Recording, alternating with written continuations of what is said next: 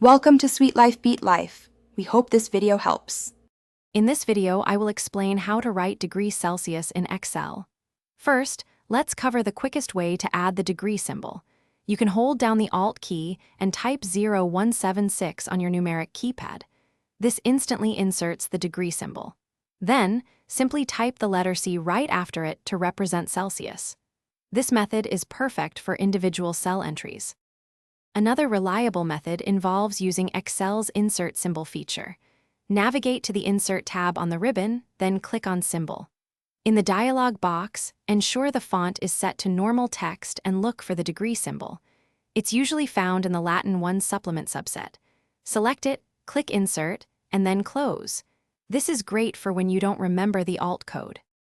For a more automated approach, especially with many temperature values, consider custom number formatting. Select the cells you want to format, right-click and choose Format Cells. Under the Number tab, select Custom. In the Type field, enter a format like 0, 0 degrees C or hash, # degrees C to display 1 or 2 decimal places followed by the degree Celsius symbol.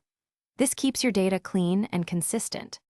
Here are a few extra tips for working with Celsius in Excel. You can copy the degree symbol from another source and paste it directly. For dynamic labels, use the concatenate function or the ampersand operator to combine numbers with the degree Celsius text. Always double-check your entries to ensure accuracy, especially when dealing with large datasets. These methods will help you efficiently manage your temperature data. Thanks for watching. Consider subscribing if we helped you.